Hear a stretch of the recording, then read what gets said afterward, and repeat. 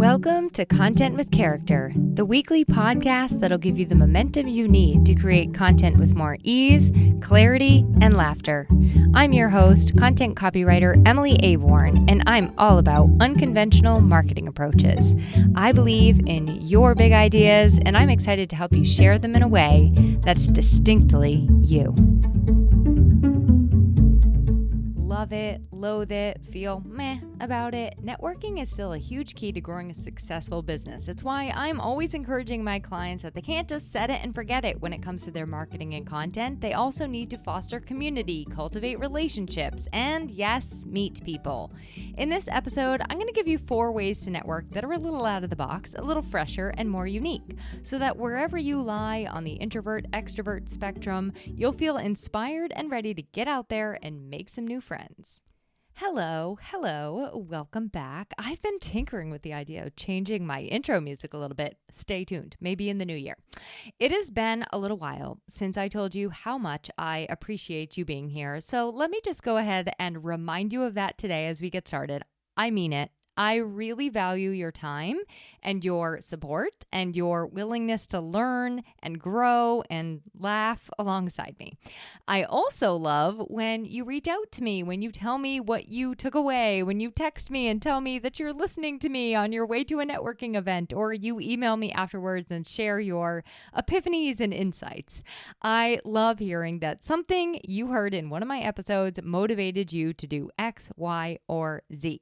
So consider that, dear podcast listener, your own little personal podcast listener review. You are crushing it in listening to the show, and you're doing awesome. You get an A+ in listening to Content with Character. Speaking of reviews, I have not seen any new ones out here in a little while, but I do notice some new ears and some new faces. So I can't say that I would turn away a nice positive review if you have yet to write one. Now, all you have to do that is to use your Apple Podcasts, or you can go onto Good Pods and just send a little positive review my way. It makes my day, just like I just tried to make yours. And if I did not succeed in doing that, hopefully I will by the end of this episode.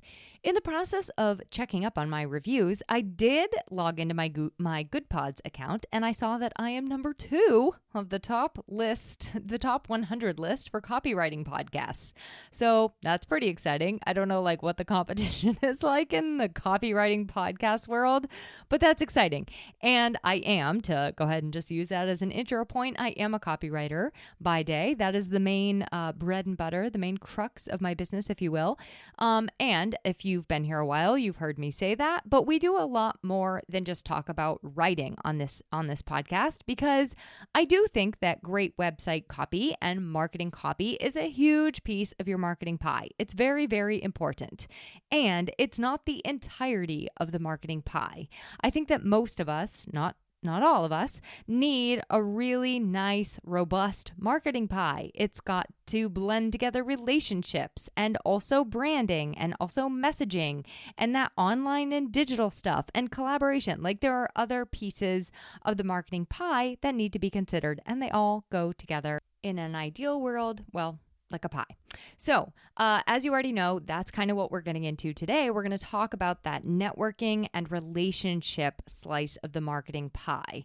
I do have an episode coming for you very soon, towards the end of the year, about marketing slices in general, just kind of how to create a blueprint unique to your business that helps you to keep on track with your marketing throughout the year, and also ensure that you're not taking on too much with your marketing endeavors. But for today, we're going to stay focused. We're going to talk about networking. Love it, loathe it, feel kind of blah about it. I am a huge believer that networking is a big key in growing a successful business. It's why I always encourage my clients that they can't just set it and forget it when it comes to their marketing and content. They also need to cultivate relationships and meet people. So in this episode, I thought I'd just give you 4 ways to network that are a little out of the box, a little fresher and more unique, so that, wherever you are on that introverted, extroverted spectrum, hopefully you'll feel a little bit more inspired and equipped to get out there and, make some new friends. Okay, so I think we should start by why relationships and making connections matters in the first place. My short answer is that you just never know who you're going to meet, okay? But my longer answer is that there are a lot of folks out there who could be potentially supportive partners in your business, or they could be potential clients, or they could just be friends. They could be referral partners, collaborators. You never know who you're going to meet and who they're going to connect you with as well. So sometimes it's just you are in need of a product or service and you connect with somebody who has the answer for you, or you get access to somebody else's service, or you two end up collaborating, or you send their name along and you kind of now become this resource for somebody else. So the point is, there's no opportunity, no possibility too small, and you never know who you're going to meet out there in the real world. Why did I decide to kind of say, well, let's talk about out of the box networking stuff? Because honestly, networking for me got a little bit stale in the classic form. I'm not really a fan of going to like the standard networking events and going around the room and telling everybody who I am and what I do and blah, blah, blah. I actually went to one the other day, which was specific to like a certain kind of industry. And I have to say, I didn't love it. I left feeling more disconnected than connected. So that does happen to me, not infrequently, in groups. But I think specifically when it's like the standard networky stuff, I just kind of I'm kind of over it. So this year, I actually have not been to, apart from the one I just told you about, I have not been to a single formal networking event. But I have had a crazy year of networking and meeting people. Like, it has been awesome. And I've met so many new people, despite never really going to a networking event at all. I did go to a bowling night, but I don't think it could be technically considered a networking event because we were mostly just bowling and hanging out with our friends. And what I think want you to gather by the end of this episode is that like networking could literally be anything. It really is all just about building connection with people, cultivating relationships, and meeting other people. So let's get into 4 overlooked and under-talked about networking ideas. Some of these you might already be doing. Some of these I hope that you will be inspired to try. Networking does not always have to be showing up at some big formal or small designated networking event. It can also be collaborating. It can be using social media creatively. It can be micro networking, which I'll tell you a little bit what that means to me.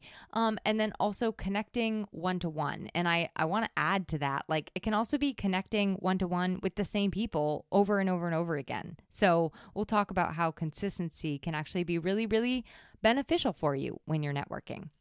And then at the very end, I'm going to add one little bonus one because I really love this one and I think it's going to be a good fit for some of you. So make sure you listen to the end for that extra out of the box networking idea. And you know that I love giving you resources, so I will be adding 2 resources to the show notes. One is a recent episode of Andrea Jones' Mindful Marketing podcast. She talked about the dark social, which is something I will be talking about a little bit today, but she goes way more in depth about it. And then secondly is Melissa Snow of the Powerful Women Rising podcast. She just did a few recently on authentic networking, showing up as a human when networking, and also being gracious enough to allow other people to do the same. I thought they were great episodes, so I'll make sure that the links to those are in the show notes. So if you love podcasts, you got 2 more right after this one. And now that you have the lay of the land, the roadmap for today's episode, let's go. So first up, I think we should define networking. And this is credited to my friend AI. I call her Dolores. It's my chat GPT. Dolores said that networking is the process of building and nurturing professional or personal relationships with people who can provide support, opportunities, or knowledge, just like I talked about at the beginning.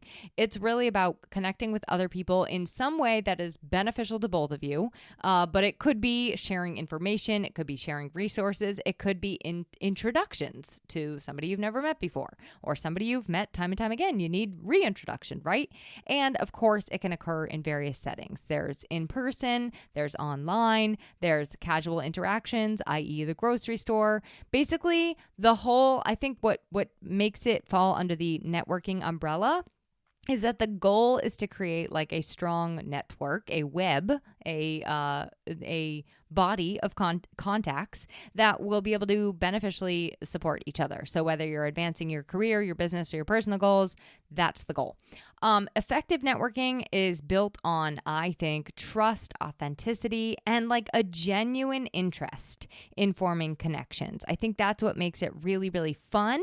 And I also think that's what makes it really, really powerful and driven by curiosity. And I think that when those things are hand in hand, it can lead to long-term collaboration and growth. So again, the possibilities are endless. You never know who you are going to meet and where it is going to take you. So networking, connections, relationships, doesn't matter what term I use, what word I use, it's all the same concept, but really the purpose behind it for today's episode is that it's about growth together and also individually.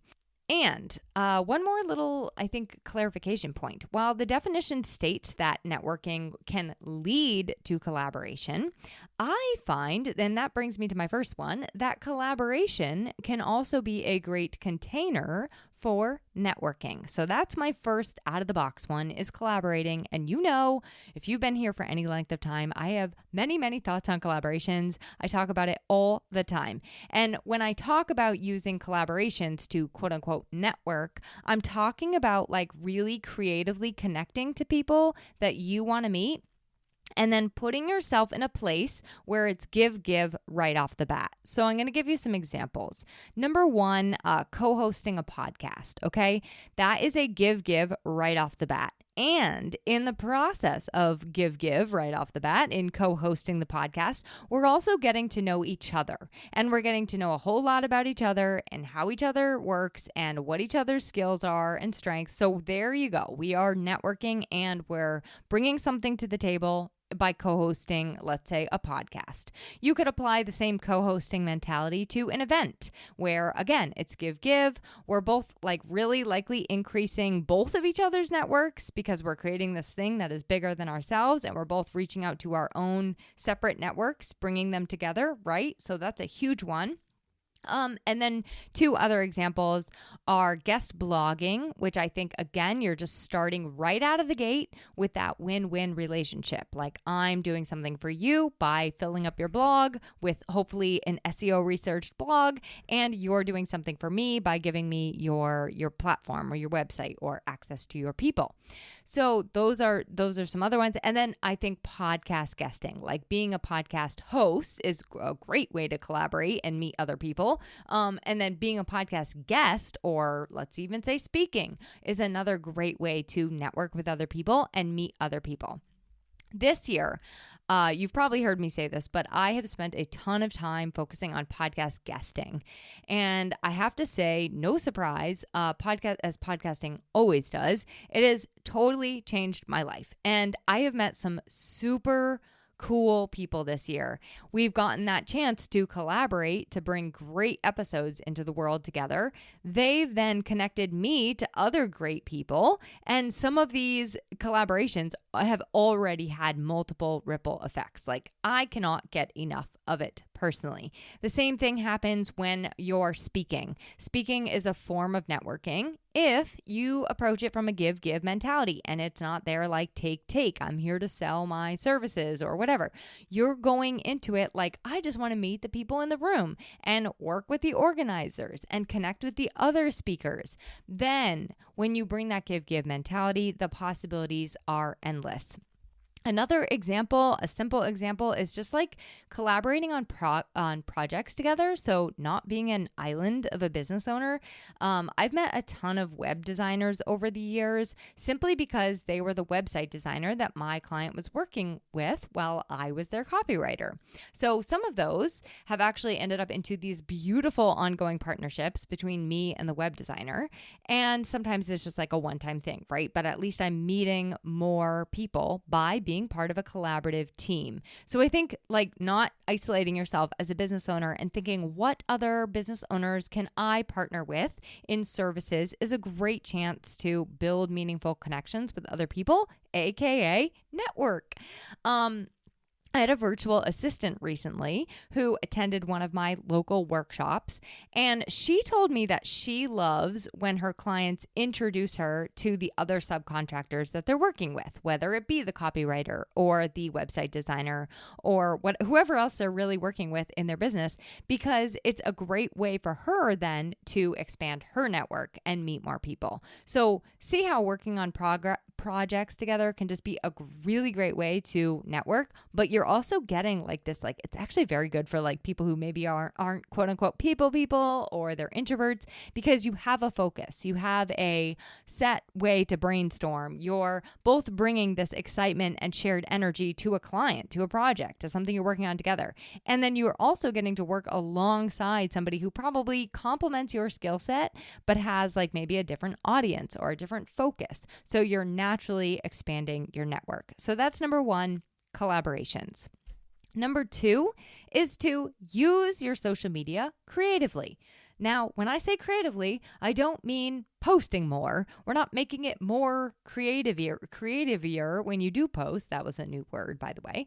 I don't mean posting at all. In fact, I'm actually talking more about like the engaging with other people, like being social, just having conversations with people, like the person that is on the other side. So I am going to bring up the dark social, just to like kind of explain what it is. It's like sort of my favorite form of social media.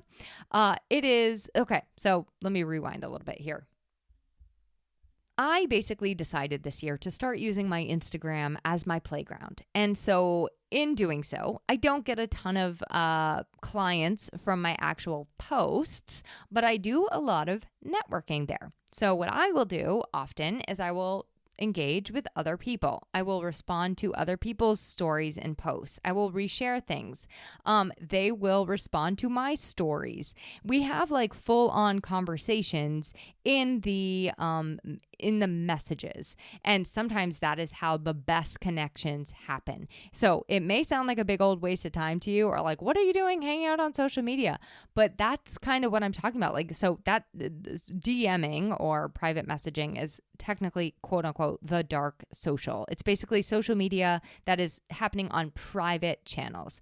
And again, sometimes that may be like, well, what are you doing hanging out on social media? But it's all about these relationships. And you probably, like me, often just think social media is like a one-way street, right? Like I'm just pushing my ideas out in there. But no, it's about having conversations. So the dark social, quote unquote, or the creative use of social media, I don't think it needs to even be limited to social media.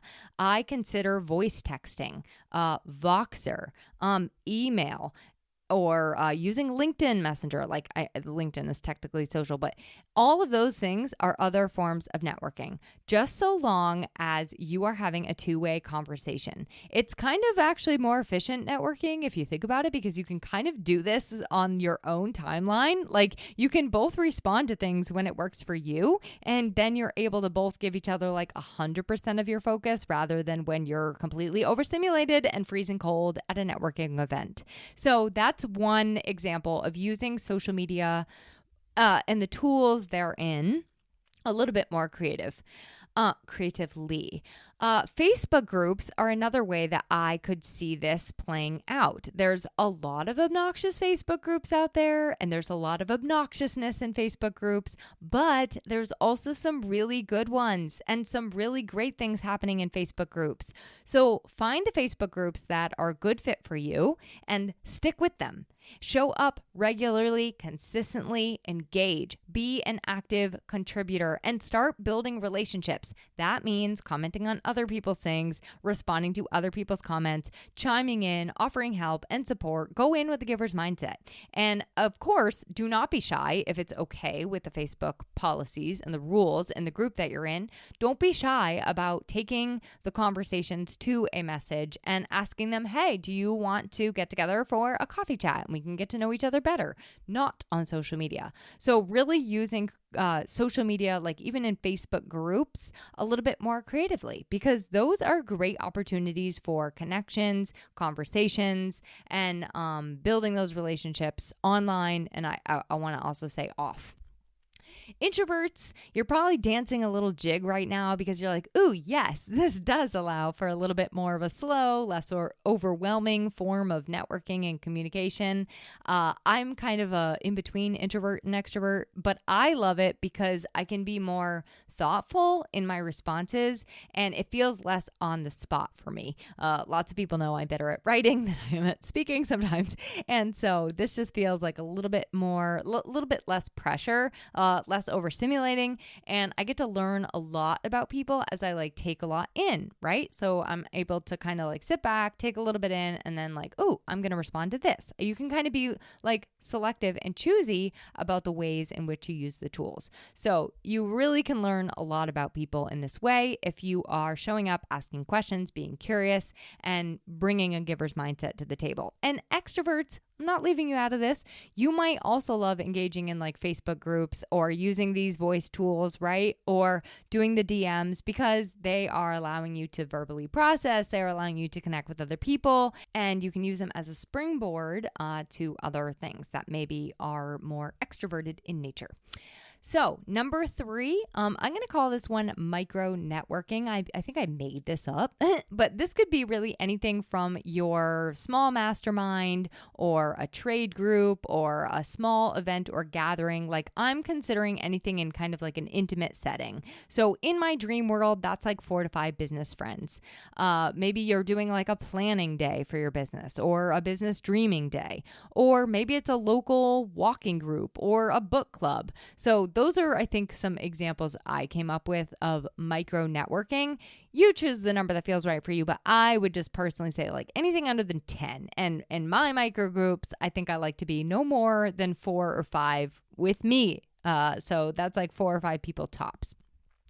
As 2 examples, I'm part of one regular micro network where I meet with 2 website designers and a fellow copywriter every other week. And our agenda in the meetings is really just building friendships. We are sharing business updates, life updates, but we are just getting to know each other and being there to support each other. That's it. That is the agenda. And that is for me a micro networking opportunity. I've also done many others on the list that I shared with you, but one that I would like to try at the end of the year, before the end of the year, is to have like a super cozy, snuggly business planning day with like maybe 3 of my entrepreneur friends locally. So if they're game, obviously. But think about what a micro networking event might look like for you. Is it maybe one that somebody else has, or is it one that maybe you could start? I think it's a great way to engage without feeling overwhelmed by the size of the group. And you also don't have to feel then like you're trying to break into this group that already exists, right? Like it's just, I find that these micro networks, they tend to welcome you in with open arms. And also, people are typically gathering around a shared interest or commonality. So that's like an instant boost right there. You can start talking shop, which I find so refreshing and enjoyable. You can start talking shop in industry jargon right out of the gate. The conversations are also often deeper because A, there's fewer people, and B, you're bonding over a shared passion or interest. So try out a micro networking opportunity. And if one does not exist for you, see if you can create something that does. Number 4 is connecting repeatedly with the same people one-to-one.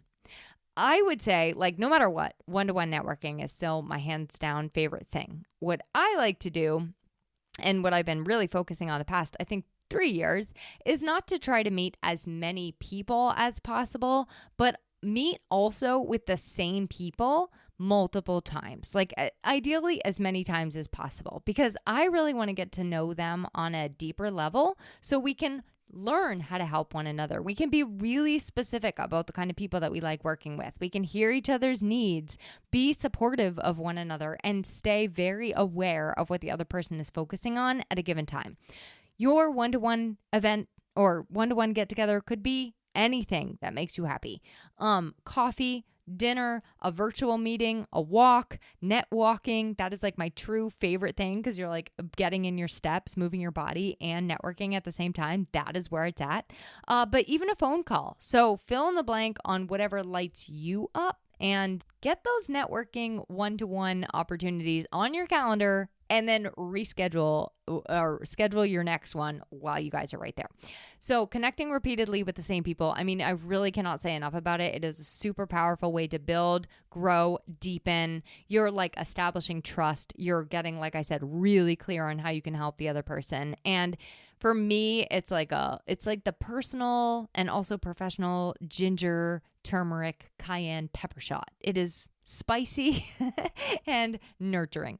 Okay, bonus tip, bonus networking idea. And then I shall leave you to enjoy the rest of your day in peace. My bonus idea is to attend educational workshops. You guys, you meet so many people when you go somewhere to learn a thing. In my recent workshops at the Hannah Grimes Center in Keene, we had like 6 to 10 people show up for each one.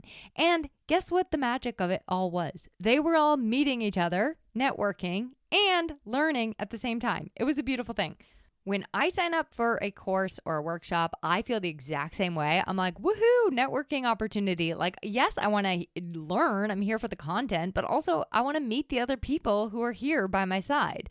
I think that even, I would even consider like if it's a virtual thing, interacting in that Zoom chat, that's a form of networking right there too. Like you are getting to comment with each other and interact with the content being delivered. And so you are networking while you're learning and soaking it all in. And then don't just limit this to like business learning. There's also networking at your pottery class or at your book club or while you're learning to turn bowls and whittle and rock climb, right? Don't write anything off as far as these networking opportunities.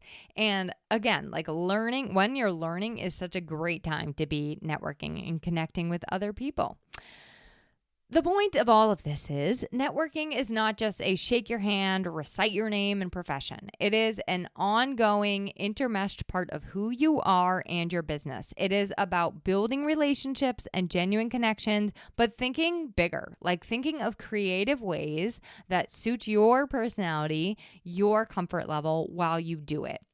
So in conclusion, the 4 that we talked about specifically today were collaborating, creatively using social media, micro networking, connecting one-to-one repeatedly and consistently, and then that little bonus of educating yourself and allowing yourself to meet people along the way.